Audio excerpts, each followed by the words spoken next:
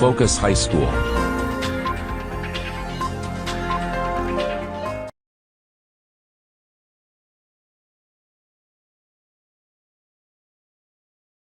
Good morning, everybody. Pleasure to be here. And, sir, an absolutely inspiring speech about doctors, teachers, and engineers. Absolutely the need of the hour. I think we are in a state of crisis as far as the profession is concerned.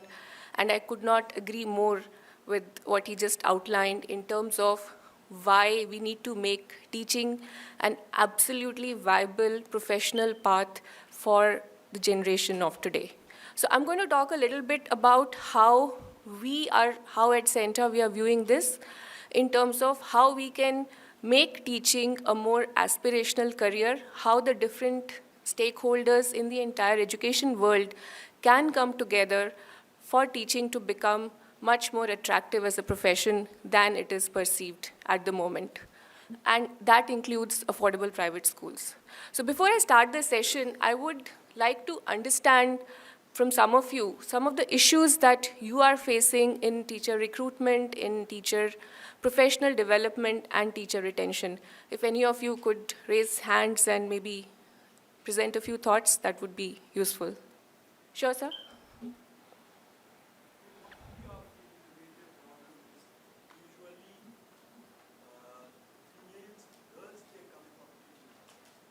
Okay.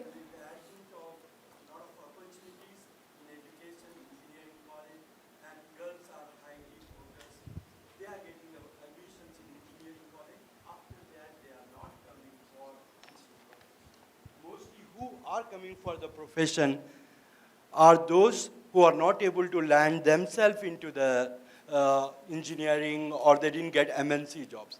So we see, especially in the segment of mathematics and science, we are not getting teachers. So it's become a hobby profession because people Yeah. don't see viable Yeah. financial incentives to pursue a career. That's a major issue we in are this. facing. Thank you. Anyone else?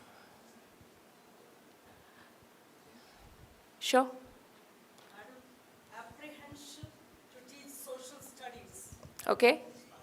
This is one big problem I have been facing almost for 40 years. Each time we recruit teachers, there are no teachers coming for teaching social studies. Okay. That's it. It's probably because there are no students left who enjoy the subject. That's what. Now, of course, social studies is a very Right. vast subject. Yes, indeed. And then it goes dry somewhere, and it becomes very elastic, especially when it comes to economics or civics. And maybe that awareness is not there today among many of the students. And another thing is, all parents say, you must prepare yourself for maths and English and science. Yes. Become a doctor, become an engineer. Engineer. No one talks about the future of giving importance to social studies. Sure.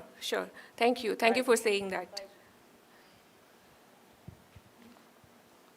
I'd like to focus on the early childhood education, especially in pre-primary classes. We found that a teacher with a professional degree also unwilling to land in those classes. So we feel very much difficulty in dealing pre-primary especially. So we lack teachers in early childhood education. Sure. So if I were to summarize some of the thoughts here and also the thoughts that we have heard from... Sure. Sure, ma'am. Yes, very rightly said by all the audience over here.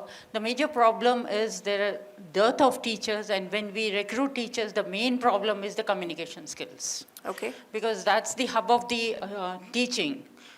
From taking from A to Z or 1 to 100, the communication skills, which is the demand of the hour, the demand of the society, it's a lack of communication with the children, with the parents. So that is what the parents are looking forward to. So that is one of the major concerns. Sure. Thank you. So just to summarize some of the thoughts here, and also, as I mentioned, we interact with more than 10,000 schools across the country and understand the problems that they are facing in their teacher recruitment, professional development, and retention. whatever I'm hearing today is whatever we hear across the board, whether it's an elite private school, whether it's a government school, or whether it's an APS school, that teaching is not considered a viable career profession simply because there are not enough financial incentives. Teachers do not want professional development. They view it as additional burden. Why should I do this? Schools think of it as a cost in terms of what is the tangible benefit that I am getting out of investing into professional development of my teacher.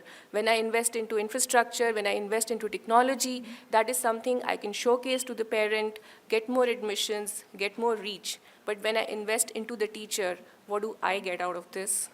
And when it comes to teacher retention, because of the various associated career issues, financial issues, anytime a teacher gets an offer which is even incrementally higher than what he or she may be getting in the school, they jump, leading to, again, a very vicious cycle of not having a good teacher, inability to invest into professional development, and not being able to retain those teachers.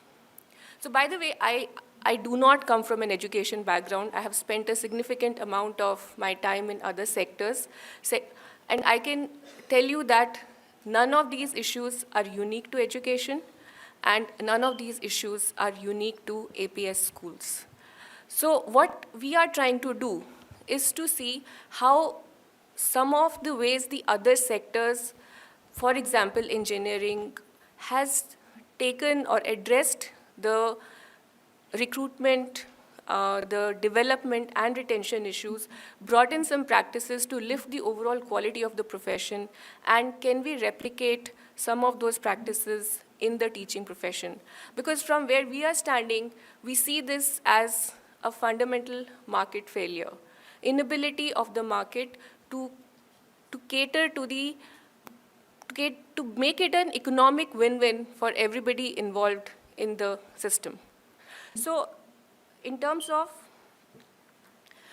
the way we are trying to address this is how can we create incentives for the teachers which motivate them further to want to take professional development for themselves.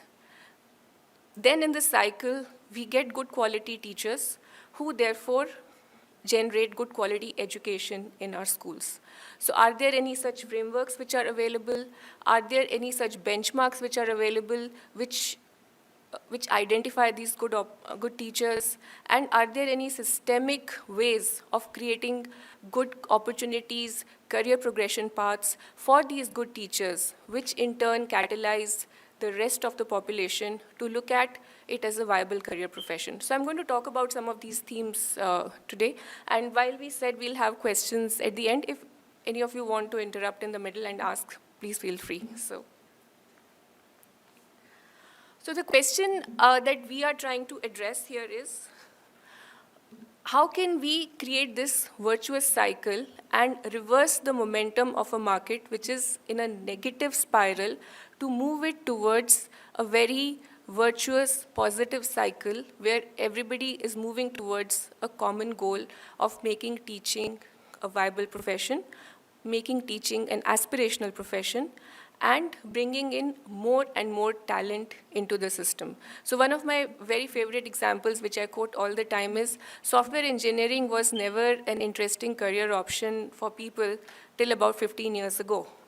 Until the opportunities came into the system, when significant amount of people therefore wanted to become engineers, and the overall quality of the profession lifted in itself. And as I was talking to some of you before the start of this conference, can we replicate that in teaching?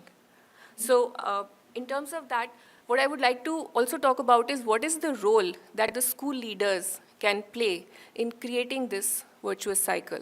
So for me, the start of this virtuous cycle begins by asking, how can we create better opportunities within the financial constraints, economic constraints, environment constraints that the affordable private schools or any school operates in? So as an example, there are organizations like us which actively go out and create those opportunities.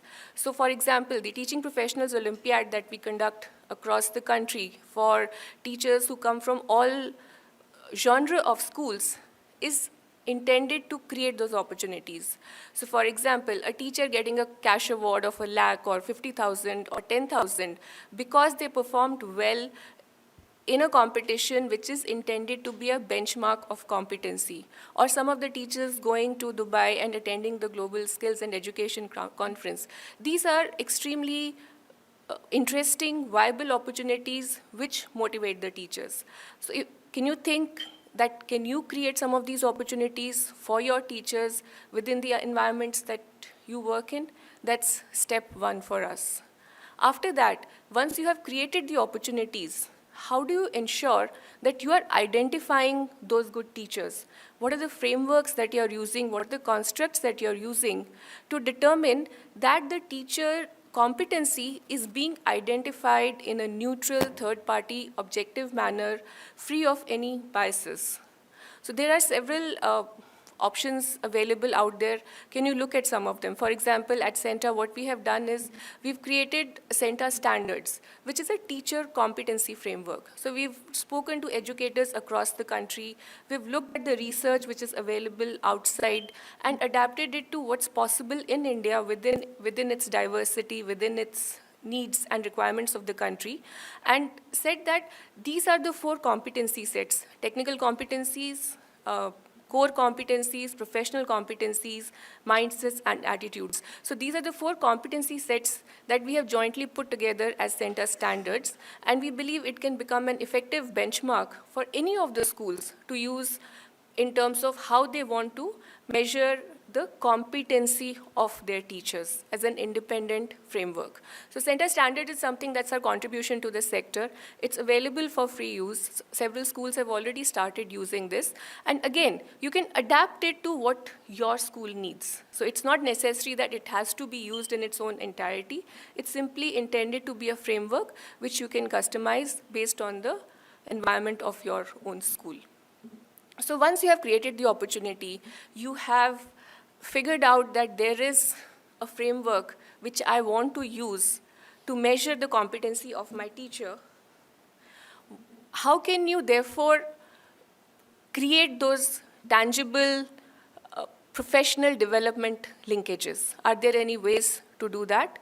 So again, look at the various options available wherein CENTA Standards or the various benchmarks can be used to then effectively determine who my good teachers are based on the competency. And after that, how do I communicate that to the parents, that I have these good teachers? And how do I start, therefore, thinking of teacher training from a cost item to an investment item, just the way I think of it for technology, for infrastructure, for the tangible things that I can showcase to the parents, right? So that's essentially the way CENTA is trying to address the enormous market failure that we see that has happened in teaching as a profession. Now, yeah, so that's pretty much what I wanted to say today. And yeah. Sure.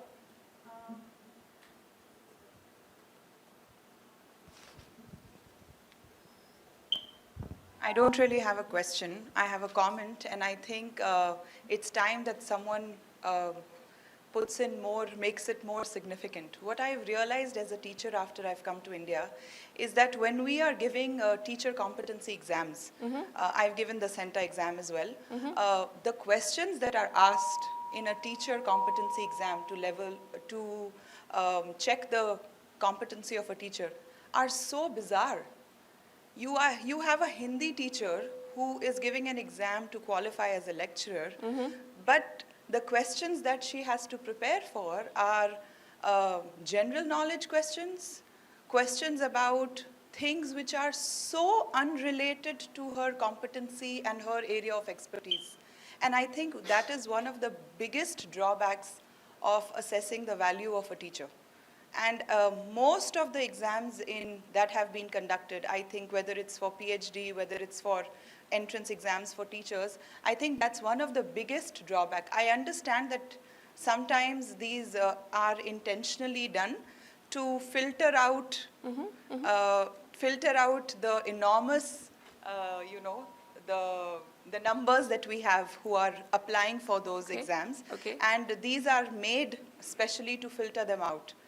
But don't you think it's time that we had more exams, more competency-based exams, which actually assess the teacher's quality and her expertise instead of asking questions about commissions and general knowledge and who won the Olympics gold medal and things which are so unrelated to the teaching profession? I could not agree with you more. And again, I say this applies to teaching, this applies to every other profession.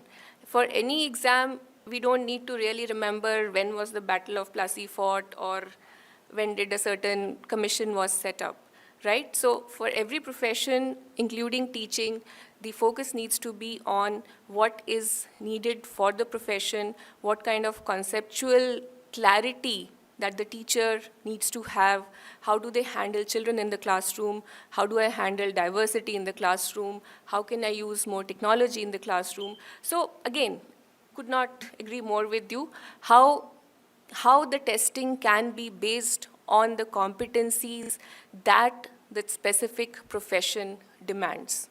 So that's exactly what Center Standards sets out to do. India is based on a curriculum framework. We work on the syllabus that we have in the country. We've not really thought of a teacher competency framework, and that's exactly what we are trying to bring in, that yes, we do need a curriculum framework, and at the same time, we need a competency framework wherein, just like any other profession, how can we objectively look at what a good teacher needs to have.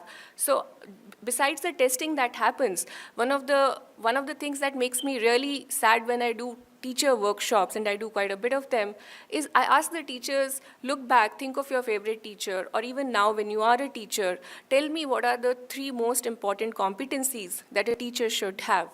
And I guess most of you might not be surprised to hear that the answers I hear are, she should be smiling, she should be hardworking, she should dress smartly. These are not the competencies of a good teacher. These are the competencies for anybody who's stepping out to interact in the society in any shape or form. So somewhere we really need to start from scratch in terms of what do I need to be a good teacher, and essentially that responsibility needs to be taken over by the professional, by the teacher. It need not have to be mandated by the government that you should take this test, you should take this training program, or you should use this technology in the classroom. That motivation has to come from within. And that will come when I have enough financial incentives, career incentives, rewards and recognition incentives, which drive me to take charge of my own professional development. When I know that I have ranked 100 in this Olympiad, or when I have cleared this center certification, and it is going to get me a promotion, or it is going to get me an increment or a bonus, or it's going to get me mentioned in the press, or it's going to essentially make me a rock star of the teaching community, whether it is in the old city of Hyderabad or the full city of Hyderabad or India, I would be motivated to invest in myself, and in the process, I will inspire 10, 15, 20 other teachers to invest into her or his own professional development and take it forward from there. So, May I say something here? Excuse me. yeah. Yeah, I mean, I think this entire market approach that you've taken, right, towards taking the teaching profession to a so-called higher standard is a bit flawed, if I may say so. Okay. Okay, simply because you're trying to fit something very fundamental, okay? It's like almost trying to, I mean, I would say that, you know, when a child steps out of his or her home, right, after the mother, it's the teacher. If we are going to start telling a mother how to be competent, right, and how to become the rock star of mothers, or, you know, similarly of teachers, we are going a bit too far. I mean, this is something, in my view, extremely fundamental, okay, and a market dynamic cannot really be applied in terms of competence, in terms of, you know, assessment. I mean, all that has its place and it has a role. But if we are going to promote education and the value of teachers through this kind of, construct, then I think we are going down the wrong path. Okay. In fact, I give a lot of value to the teachers who said they need to smile, because believe it or not, I mean, a smile can take a child from a very small place to a very big place. I mean, we can have a larger discussion on this, but frankly, I think there's a lot of people in this room who are teachers, who are dedicated to this profession and have done so not because of the kind of, star recognition that they will one day achieve, but in fact, something that gives them an inner satisfaction to make a difference in the lives of people who will one day achieve bigger things. Okay, so thank you, but I thought I'd just mention that. No, I really welcome your feedback, and I do not disagree with any of it. But I will add to what you are saying. So what you are saying is that care and empathy is extremely important for a teacher, and I would not disagree with you even for a minute on that one. There are other professions, for example, medicine, where similar approach can be applied, wherein care and empathy is an essential characteristic of a medical professional also. And I'm not necessarily talking about doctors here. There are various professionals in the medical field, and it is necessary that those characteristics are displayed by various other professionals in different fields. My only counter to what you are saying is that besides whatever you have outlined, why should the teaching profession be not treated with the same career respect that other professions are treated? Why should teaching profession not have the rewards, the recognitions, the career development approaches that other professions have? So all I'm I could further add to it. Yeah. When it comes to teachers trainings and living the frameworks for the teachers training. Yeah. Another thing which we need to ponder upon is which syllabus, which curriculum you follow, which frameworks do you lead? Because it's again the teacher needs to be prepared for everything. Yes. Yeah. And when we look at the trained teachers, what we usually adopt for our curriculums, we are completely reluctant and reliant on B.Ed as a degree. But when you look at the B.Ed standards, again, those are all rote method standards, which, when it comes to taking up international curriculums, it will really be difficult for a teacher to understand those lesson plans and again to, So most of the times when we see the teachers who are trained and then are asked to adapt various international curriculums, they have to erase everything what they had done, undo everything, to get change and accustomed to what is being newly followed. So a teacher basically has to be open-minded for everything. Absolutely. And have to leave open-ended questions for the students to think and ponder upon. Because we are preparing the students for a future which we don't know what will be their career, what kind of technology will be coming in future, and what kind of jobs they have to opt for. So not only the teachers, they have to keep the students also open-ended and open-minded so that they keep on hunting, exploring, and upgrading themselves from time to time. Absolutely. So it is basically we need to work more towards teachers' trainings and adopt more curriculum frameworks and retain maximum good teachers with us. Absolutely. So I would actually define this as a competency that the teacher needs to have. So for us, a good teacher is a good teacher, irrespective of the board, irrespective of the category of school, irrespective of the region, geography, wherever the teacher is. And in that sense, the competencies that the teacher needs to have largely remain the same. So whether it's keeping yourself upgraded with the new developments, whether it is doing lesson planning in the various contexts that you operate in, whether it is figuring out what resources are best used to teach a particular concept. Not every school has the luxury of a smart classroom or technology, but I can still teach maths with sticks and stones. But do I even know how to use those sticks and stones to teach a particular concept? I can teach certain subjects with the bare minimum resources if I have those competencies.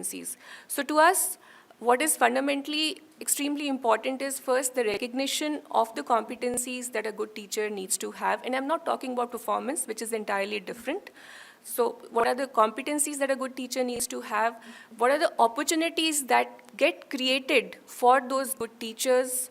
How are those good teachers defined, identified, felicitated, rewarded, recognized, and how do we build this virtuous cycle which is driven by self-motivation, by an individual's desire to be a good teacher because they see certain benefits out of it. And those benefits are, of course, the reason it's a meaningful profession is because I have the ability to influence a generation that is coming up. At the same time, it is also providing me with a good livelihood. We cannot ignore that question. That's one of the fundamental reasons why we have the crisis that we have right now. So therefore, this virtuous cycle of creating the right opportunities, identifying good teachers for those opportunities, providing them good professional development to ensure that those good teachers continue to grow, and making those good teachers as examples, as positive role models for the remaining teachers to aspire to is something that we believe will fundamentally move this profession forward.